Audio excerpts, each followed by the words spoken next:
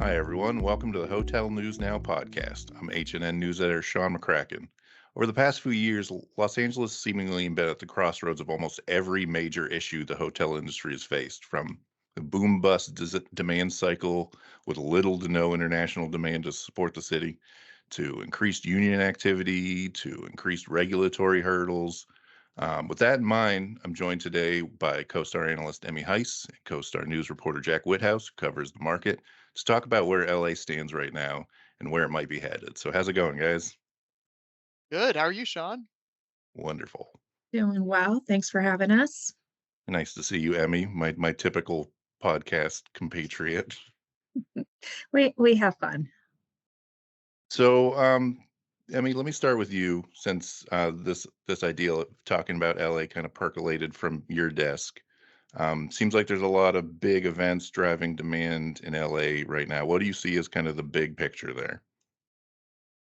So, big picture, they have a lot of worldwide mega events happening really every year through 2028. So, I guess this year's probably like the weakest year, not like weakest, but in terms of events, where it's like the 2024 NCAA Men's March Madness West Regional Final. So, not even like Final Four. So, that's like the Hmm. smallest. Then you get to 2026, where they're hosting the World Cup. It's already been announced they're hosting two US games, which is going to obviously drive a lot of demand, and a quarterfinal game. So definitely got like a good pick of that selection. In Yeah, it's a good 2026, draw. they're the NBA All-Star game.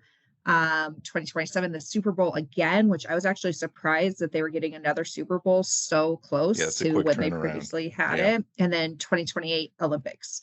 So all huge events, and that doesn't even cover their standard tourism generating um, places. Universal with the new Mario Land, which I've been to. I For the have parents, two. yes, I was going to say, for the parents on the call, spring for the wristband band Yes. at Which Super one? Mario. Okay, We Emmy, didn't, this is and I very still important. hear about it. Which one did you get? Which one did you get? I need to know this right now. No, I didn't get one. That's the You whole didn't get point. one. That is, and my Oh, kids still a year later are like, Mom, we have to go back, because so parents on that's the the call, whole thing. just get That's it. the whole Just get it. experience is the I wristband. I The know. whole I thought thing. they were too young to like be able to. No, just get So the band. this is a complete divergence from like the actual topic. So I got a Luigi. Okay. My then 6-year-old, now 7-year-old son got Mario. My wife Hmm. couldn't care less, so she's like, "Don't spend the $40." See. So it was, but I noticed through the course of the day that this was not a unique phenomenon to us. Like all of the like, especially like families with just one kid there, like my son and the children all got the Marios because they love Mario. Mhm. And it was a bunch of like bearded old guys with Luigis, either because they prefer Luigi or because they're playing second fiddle to their child Mhm. while they're there. But then they keep a running total of like the scores that Yeah. each character is generating. And the Luigi's, because it was all dads, was just crushing everyone else. Like Team Luigi was like so far ahead of every other character because of people like me just like just destroying their children at like, so anyway, that was my Super Mario Land or Super Nintendo Land Yes. experience. Please continue. So I'm sorry. Well, clearly demand generator, and we're Yes, talking about it. yes. We did opt for the early, like hour early before the park opens. 100% worth it. Hmm. But then they're putting a lot of money towards infrastructure. LAX is under the $30 billion, I don't know, renovation, transformation. I don't know the exact right word to use there. Then you have, obviously Hollywood. The Intuit Dome is expected to open this year, which will be the new LA Clippers home. That'll be the host of the NBA Finals. You have the Michelin star restaurants. You have a ton of professional sports team. I think 11, which I think might be the highest in the US for a Hmm. region, the most museums. So you have a lot of things that get people to come. I will pause there because I have, of course, stats and figures to back it up with hotel data, but I don't want Jack to Yeah, feel left Jack, out here. before Emmy does the deep dive, what are you seeing being embedded in the market? What are you seeing in terms of tourism around LA? Well, let's not forget the beaches too. Yeah, Oh yeah. that's a Yes, big on draw. Yeah. top of everything you just mentioned, Emmy, Yeah. and also at Universal, they're adding another 395 unit Universal hotel. We just wrote about that too. But yeah, I mean, Emmy nailed it right there. There sports, museums, restaurants, of course, Hollywood and the entertainment industry is a huge draw for hospitality, and Los Angeles is an international destination. We see tourists all the time from around the world walking around downtown and in Hollywood. So there's the main demand drivers are definitely still here and definitely still humming. hmm And when you go around town, do you see the volume? Like, is it obvious that tourists are back? It's interesting. So I came to Los Angeles in September 2021, and Um, the streets were pretty empty. There was still a lot of pandemic restrictions. yeah. And in the past couple of years, you can see in our offices in downtown Los Angeles, you can see the number of international tourists, particularly, that have come back. Now, one group is missing in that international tourism return, and that is people from China. Yeah. And there are a lot of hotels that have serviced historically people coming from China to visit Los Angeles, and that sector is hurting. It's one part of town, and that hotel sector is hurting. But yeah, for the most part, we've seen tourists return. Of course, the Oscars were this weekend, and I live down the street from the Dolby Theater, and I can tell you there was a ton of demand for hotels this weekend there. Good to know. So, Emmy, you promised some sort of data deep dive for us here. So, what did you want to? Yeah, because obviously you want to talk about what the drivers are, but you want to put some numbers behind it. So Mhm. we at STR CoStar, the Los Angeles market is the fifth largest market by room count. So a lot of rooms, 10 different submarkets, massive geographic region. Even with all that, in the past 12 months, the annual or the occupancy has been above 70%. But to put that in perspective, only 14 of the 171 defined hospitality markets in the United States have a 12-month occupancy above 70%. So they're really towards the top. So they're not Mhm. back to pre-pandemic levels, but if you're comparing it to other destinations, a very high occupancy, especially considering the amount of inventory. Yeah. Other random fact for you, the Los Angeles airport 12-month occupancy is near 80%, which is the highest occupancy submarket in the entire state. Mhm. And then in terms of average daily rate on the past 12 months, they're pretty close to the $200 mark within dollars. And again, looking at comparison, there's only 15 markets that have a 12-month average daily rate above $200. And then Hollywood, the Hollywood submarket and Santa Monica submarket have the second and third highest average daily rate in the state.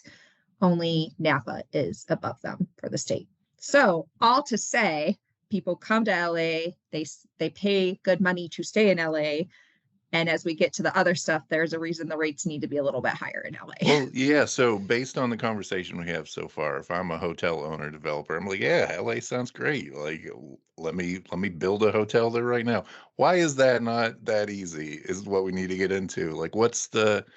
It seems like it's a city with some pretty major challenges right now. To the point that a lot of people are making some pretty dire, maybe a little bit hyperbolic pronouncements about hotels and really just commercial real estate development in general in LA. So, Jack, let me start with you since I know you've written about some of these topics in the past. What are the kind of the big regulatory hurdles that hotel developers, investors might see in the city right now? Yeah, developers certainly want to build hotels in Los Angeles, but it's a not so fast, my friend hmm situation. There's a lot of hurdles to clear in Los Angeles, despite the demand drivers we talked about. There's a new mansion tax on property selling above $5 million. That's a transfer tax that's challenged sales, not just hotel sales, but sales across commercial and residential property. Of course, there's been strikes with hotel workers, and these are strikes that were ongoing last summer. In addition to the Hollywood strikes, we're talking about hotel workers, hmm and those strikes are continuing still. I think I just saw an update last month in February about not all the hotels have reached settlements with these strikers. So certainly that's an issue. Hmm. The city for a long time has been reticent, to just quickly approve new development, like you've seen in a lot of Sunbelt markets in the U.S. So there were a couple of hotel developments that were shot down recently. One was for environmental concerns. This was a luxury hotel in the city of Los Angeles in the Santa Monica Mountains. That project was shot down recently, and then there was and this was a total shock, but a Cheval Blanc hotel in Beverly Hills, and this made international headlines. Beverly Hills, which is known for luxury and upscale living, shot down a super luxury hotel. It was a transformation, I believe, of a Ralph Lauren store, or sorry, a Brooks Brothers store. It was a transformation of that into a hotel. And I think LVMH owns the property. I think they're going to rethink it for retail now. But that was shot down by voters in the city of Beverly Hills. So there are a lot of these challenges for development. Of course, it is super costly to build here, and I think on the other side of the equation too, the city is experiencing a massive homelessness problem. So the Hmm. city wants, and the county and the state want to buy existing hotel rooms and convert them into affordable housing. So you're seeing pressure on both ends of the spectrum there. Yeah, and the housing piece has played into the regulatory hurdles too, correct? I know my colleague Brian Roten has written a fair bit about. I can't. I plead The ignorance on responsible this. hotels Hmm. ordinance. Yes, Yes, so you have to basically, if you take housing offline to build a hotel, you have to replace that in the units that you're taking offline, correct? Is that how that works? that's right. And I'd love to hear from Emmy because I'm not sure how many other cities in America have something like this, but this is a new law on the books in Los Angeles, and this is, you know, been in place for the past couple months or so. So we'll see how that affects development demand as well. Yeah, I haven't heard of this in the markets I've covered. This is a first, and I think everyone was more just excited that this was a replacement versus the latter that was going to go on the ballot of hotel vouchers for homeless individuals to stay Yeah, at hotels. So we this didn't this was even get in. into that because that kind Yeah. of died on the vine, but there was a long-standing proposal that hotels would basically be forced to house homeless within their Yeah. hotels depending on their available rooms. And Hmm. Jack, correct me if I'm wrong, but kind of like I don't know how they came together to agree to remove it was this kind of permanent housing lost in the building process of a hotel, is kind of where they compromised to take it off. I don't know if I'm mixing up laws, but is that what your understanding of it is as Well, so well? yeah, there's the new ordinance, and then Hmm. on the other side, the city, which has been paying to let hotel rooms to people who are homeless, the city realized it is more economically feasible to buy hotels than to just Hmm. keep renting Hmm. forever to help get people off the streets. So now the city is pursuing more hotel acquisitions. Of course, as we talked about, it's hard to build new products, so it's Hmm. a smaller and smaller pool of supply out there that the city can go after in terms of buying hotels and converting them into affordable housing. Yeah, Yeah. I mean, it's kind of a double whammy where if you're a hotel investor, you're looking to build a hotel, you got huge hurdles heading in. And then on your planned exit, you're going to pay the mansion tax. So they're getting you going in and they're getting you coming out. That said, all of this conversation, real like I know there's like I mentioned, there's a lot of people saying, well, this might kill hotel development forever in LA. But part of the reason I've always heard that people wanna own hotels in LA and any other desirable place in California is it's very hard to build hotels in California. It's hard to Yeah. build anything in California. Isn't that always been the case? Isn't this just not a new wrinkle on something the state's been dealing with forever? Well, I think that anyone is interested in a high barrier entry market because Yeah. that means it's going to perform well. The stats I just said, Hawaii, different places like that, when it's hard to develop, then you invest, or it's Mhm. good to get into that market when there's consistent demand. I think in the current time period, it's tough because there's a lot of uncertainty. And if you're going to invest and do this, it's really hard to get a deal to pencil, like not only what's going on the macro level, but within the city, but also like how do you underwrite so many unknowns? Are you Yeah. going to have to build additional units because they deemed that your hotel is displacing affordable housing options. You Mhm. know, on top of the taxes, on top of the union strikes that aren't completely done. So operating expenses are up. And even if you're a non union hotel, you're competing for that same employee. Mhm. There's ordinances going on about the amount of square footage each housekeeper is allowed to clean for. So you can't really find operational efficiencies. So there's just a lot of how do you underwrite that? I was actually just last week, it was the California Lodging Investment Conference, CLIC. It was really great. But they were talking about how on the stage, how their expenses have all gotten higher than the revenue growth that they're seeing. Yeah. And on top of that, if they are not adhering to certain things, I don't know the exact verb they use, but they were saying that they're getting sued by employees and lawyers searching for it. And the best option for them is just to settle. It's like not even worth like fighting and taking to court. So that's even more fees. So I just think we're in this very uncertain time for people to feel comfortable on how do I make this work. Yeah. Yeah, but once you're in, right? I mean, the state has something called Proposition 13, which keeps commercial taxes, property taxes low on properties. And like you said, Emmy, anyone wants to be in a high barrier to enter market. This is still going to be a desirable market, and people are still going to come here and need hotels. I mean, yeah, the last few years have kind of proven that the only thing that'll kill demand in LA is a world-shattering global pandemic, right? So Mhm. those typically don't come along very often, knock on wood. Yeah. And that's That's why I right. don't think this will be a forever thing. I just think Yeah, this is a current environment thing. yeah. And, you know, every commercial real estate type, hotels, everything, investment activity is lower. I think Mhm. it's even lower in LA from what I was tracking. Since that transfer tax, that mansion tax went into effect, only three hotels have traded within the city of Los Angeles. So not the Mhm. broader market. Yeah. Two of them are slated for conversion, which means tax exempt. The other one sold for less than 3 million. So again, it didn't hit that threshold. Like, so there is an impact to this. Will it be forever? Probably not. But as of now, it's pretty big. So like on an annual basis, the LA market, except for 2020, the annual hotel investment volume was more than $1 billion each year since 2014. And then in the last 12 months, only three transactions above the price of 20 million have occurred. Last year was 400,000 in investment volume. And so far year to date, only 14 million. So Wow. Yeah. like those are big numbers, which I know is happening everywhere, but I think more so in LA because of the things we're talking about. But you do bring up a good point there, Emmy, that it's important for anyone thinking about LA, especially people outside of LA, that it's one of those markets that you have to think about like a Dallas Fort Worth or like a traveler going to LA doesn't necessarily mean LA the city all of the time. Mm-hmm. So we brought it up a few times, so I want to talk about it a little more specifically.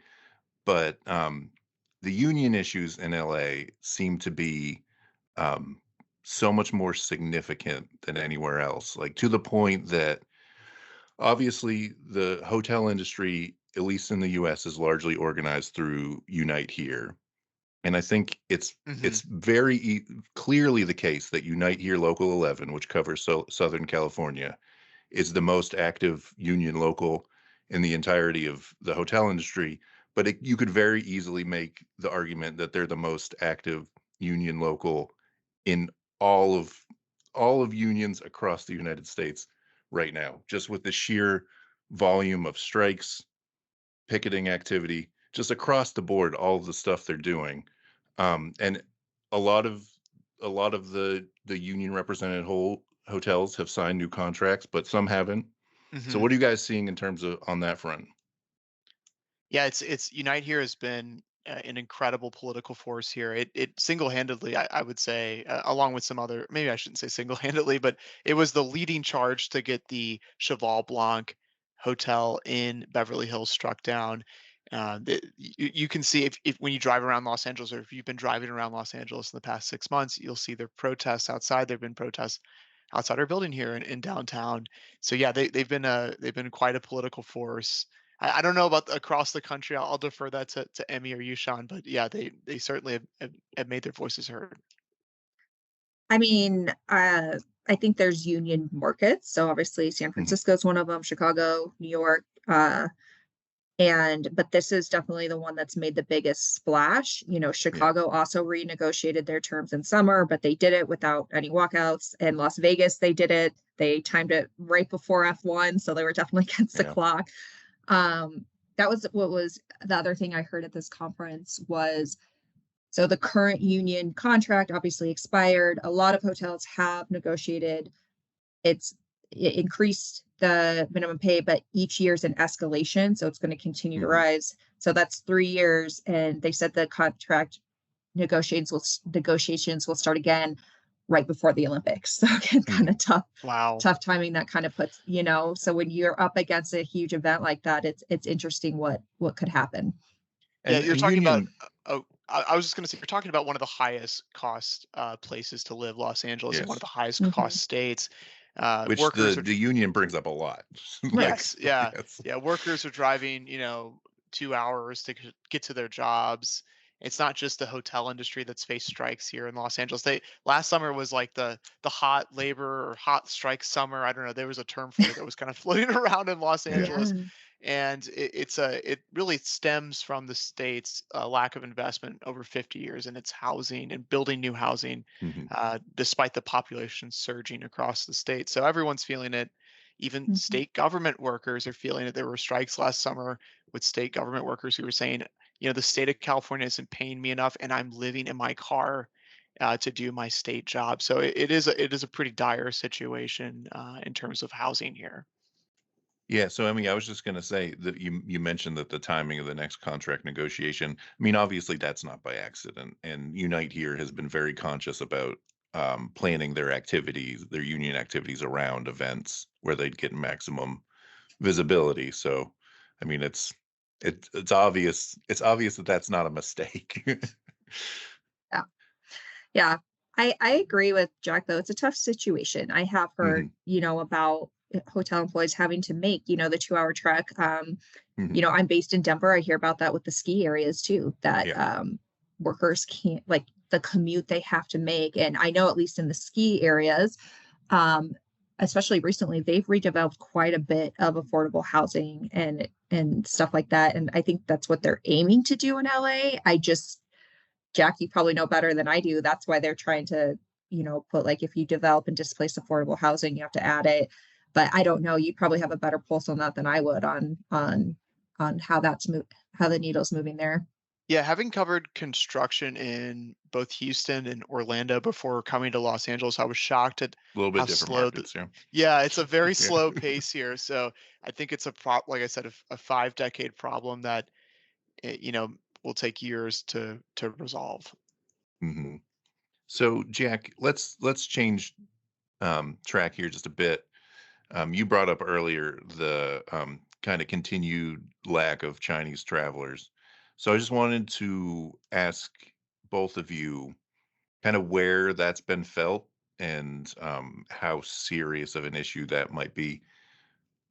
Yeah, it's interesting. So I don't, admittedly don't know a ton about this particular issue and how it's being felt today, but a lot of these hotels are in the San Gabriel Valley. Los Angeles County is a massive county. It's the biggest county Yes. by population. So that's in the San Gabriel Valley. A lot of these hotels and retailers are hurting. What does that future look like? When will Chinese tourists return to Los Angeles? I'm not exactly sure. There's been some high profile developments and sites owned by Chinese companies in Los Angeles that are not doing super well. The graffiti towers were Yeah. owned by a Chinese developer, and we're getting snippets of information through the international press about some of the economic troubles facing China. So it's really hard to say when that will return. Well, there was that they kind of turned the faucet off there a few years ago because I mean we had that in the hotel industry. We had the rush of particularly formerly Ombang, now Deja, which is an insurance company investing in U.S. hotels, along with a handful of others. And then the Chinese government basically said, all of this, you need to focus on what your actual industry is. You need to turn your investments domestic where you can. So there was this land rush and then the Chinese government said cut off all of those international investments. So you get situations like that where you had developers with projects, and all of a sudden they were left to die on the vine. I mean, is that a good read on that, or you disagree with that assessment? No, I agree with that. I couldn't have said it better myself. So thanks Well, for thank doing that.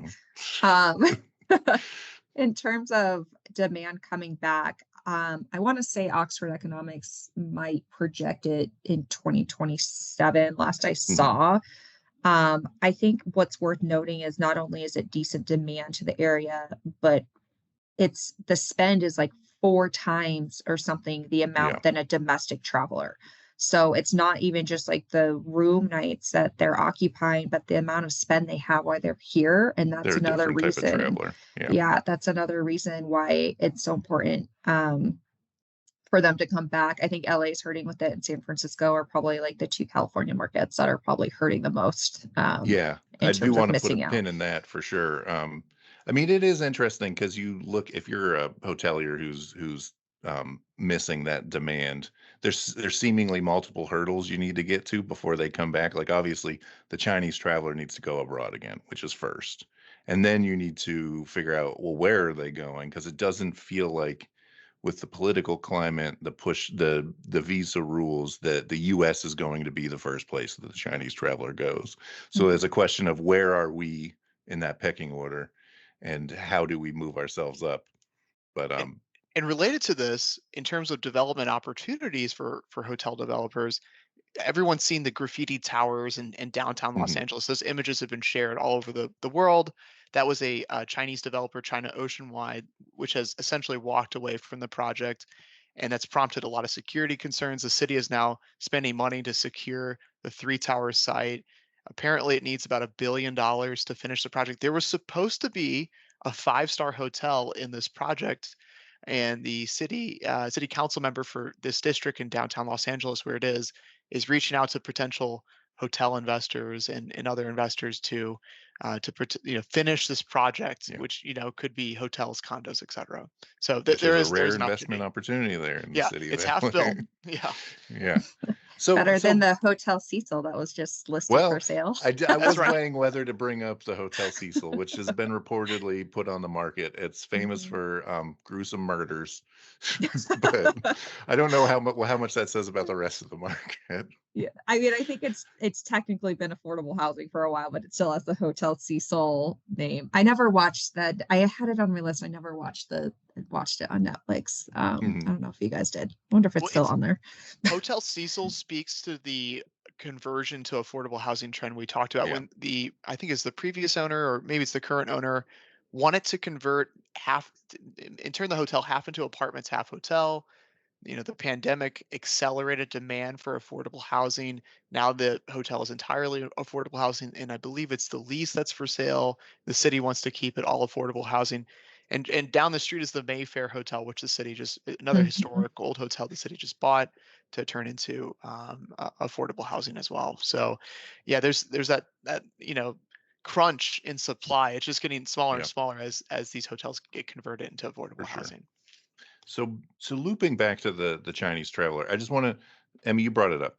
This is such a huge issue in San Francisco specifically, to the point it's not the only issue in San Francisco, but we talk about how it's gone a long way to help, not help, but fuel the problems that market Mhm. faces.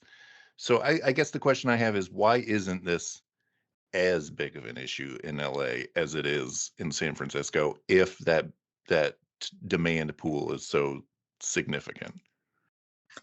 Well, I think that uh, LA probably gets a lot of those family generated domestic travelers. It's very Mhm. broad. And I think when you go to LA, with it being so big, I feel like there's something, for everyone. Yeah. And also, they're getting demand back from other countries, not Mhm. just China. So I think that's part of it. Also, I honestly think that the movie entertainment industry really helps LA. Yeah. The article where it was like set jetting is one of the trends. I feel like that's been a trend for a long time because, like, we have a German au pair that lives with us, and the only place she wanted to go was LA. I want to go to Los Angeles. I want to see the stars. I would like what they see on the screen. I think when you're abroad, regardless of where you are, I think it does matter. So I think there's a lot of that. So I think it's just more diverse and different demand generators, as well as different polls from different countries. I mean, I think there is some truth to the idea that for a lot of international travelers, the U.S. is LA on one side, New York on the other side, and just everything in the middle is Texas. Yeah. Yeah, exactly. Yes. That's right. And if you guys watch the TV show Escape to the Chateau, I don't know if you've heard of that show. It's about an English family that went to France and they converted the chateau into this, world-class hospitality property. They were just in LA. I do follow them on Instagram, and they were really excited to go to all the LA spots. So yes, some international tourism has definitely returned. And what's ironic, I think, about the appeal of Hollywood, especially to international tourists, was that I was at a Hollywood partnership meeting recently, and they even admitted that Hollywood Boulevard was the most disappointing tourist attraction in America. I hate to say it, but that's what my au pair said too after she saw it. Yeah, I do. And I remember going here as a kid and feeling disappointed. I do feel, and they are working on improving Hollywood, and they've been trying to for a number of years, but it is pretty disappointing when you get there and it's just t-shirt shops, and yeah, there's the Walk of Fame, but it's not like Universal or Disney. Yeah, there is that feeling of coming the first time you go to LA, if you're not local, just the reality of like, oh, this is just a place. Because there is the magic that's built up around it, right? Like before you go there. And when it's not all just a tourist attraction, it is a cold dose of reality. Yeah, it's a place where people live. I do think people think that they're going to run into a Hollywood star here, and yeah, that might happen, but it's not like they're all walking the street, especially on they're definitely not on Hollywood Boulevard, generally speaking. Probably not. All right, guys, that's all I had to ask you. Is there any other topics you want to dive into? Anything that you don't want to leave unsaid? Well, there's a future casino potentially planned in Los Angeles County by the Tongva tribe. They're looking for a land site there. I'm sure that will be another demand generator and hotel demand generator here in Los Angeles. And do we expect the same sort of development horizon on that? Do we expect the grand opening in 2044? I said 10 years. You were more pessimistic. 10 years is really optimistic in California. I like 10 years. Yeah, let's stick with that. I've had hotel developers proudly proclaim to me how they've had pretty basic select service hotels that they've developed in LA County, take literally 20 years from, the beginning of buying the site to, the full entitlement process to actually constructing. So I think 10 years is pretty optimistic, but knock on wood, maybe it happens. I like your timeline. We'll see. All right. Well, thanks, guys. I really appreciate it. Thanks, Sean. Thanks, Sean.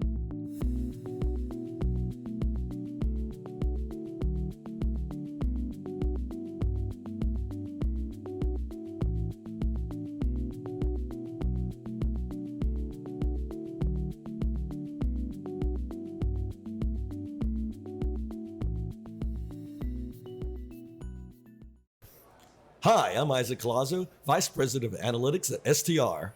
Hi, and I'm Jan Freitag, National Director for Hospitality Analytics for the CoStar Group. Tune in to our new show, Tell Me More, a hospitality data podcast. It's a podcast on the global hotel industry, its current trends, what we're thinking about, and where the industry's going. And we like to have fun with the data too.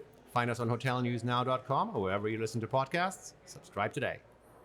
Thanks for listening to the Hotel News Now podcast. This episode was recorded on March 11th, 2024 and edited by Sean McCracken. Go to hotelnewsnow.com for the latest industry news every day.